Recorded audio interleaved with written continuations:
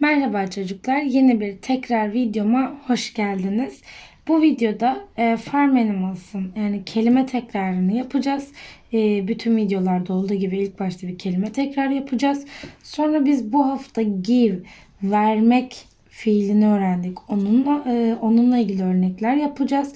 Ve aynı zamanda Farm Animals'ın bize verdiği, bizim onlar sayesinde kullandığımız birkaç besinimiz var. Onlardan bahsedeceğiz. İsterseniz ilk önce kelime tekrar edelim. Siz de benimle birlikte söylemeyi ihmal etmeyin. Chicken. Chicken ne demekti? Tavuk demekti. Chicken.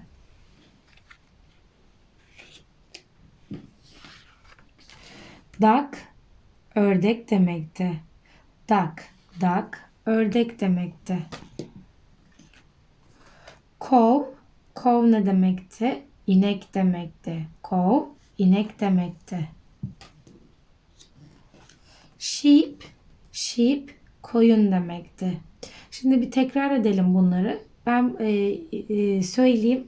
Siz Türkçelerini söylemiş olun. Ben hiçbir şekilde Türkçelerinden bahsetmeyeyim. Sheep,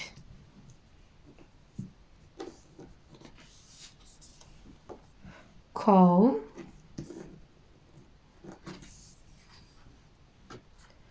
duck ve son olarak chicken. Benimle birlikte tekrar ettiğinizi umuyorum. Bir de burada yok ama bir arı kelimesini öğrenmiştik. Şimdi çıkacak karşımıza. Onu da tekrar etmiş olalım. Evet.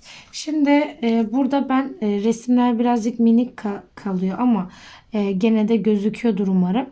Bunları yani mesela sheep'in yanına milk koydum ki sheep bize ne verdiğini oradan aklımızda kalsın. Bu şekilde ayarladım. Sheep gives, verir. Sheep ne demekti? Koyun demekti. Koyunlar bize ne verir? Süt verir. Sheep gives milk. Milk süt demek.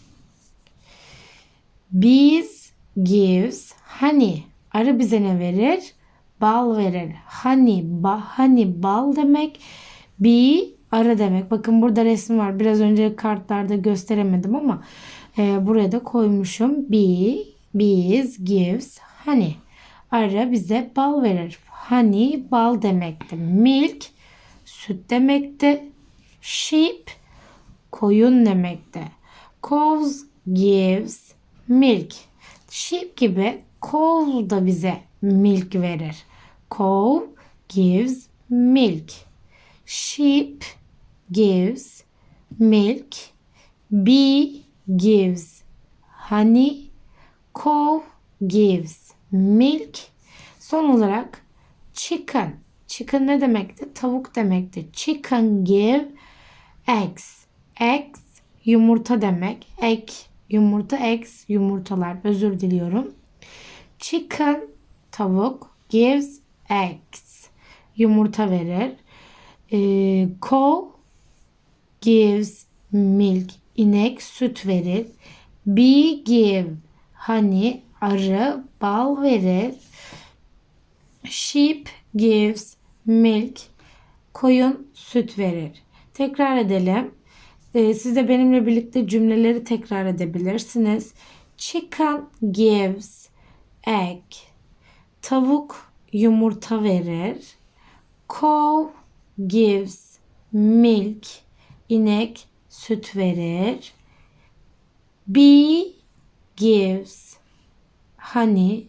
Arı bal verir. Sheep gives milk. Koyun süt verir. Evet çocuklar, bu haftaki tekrar videomuz bu şekildeydi. Yeni bir tekrar videosunda haftaya görüşmek üzere. İyi tatiller diliyorum.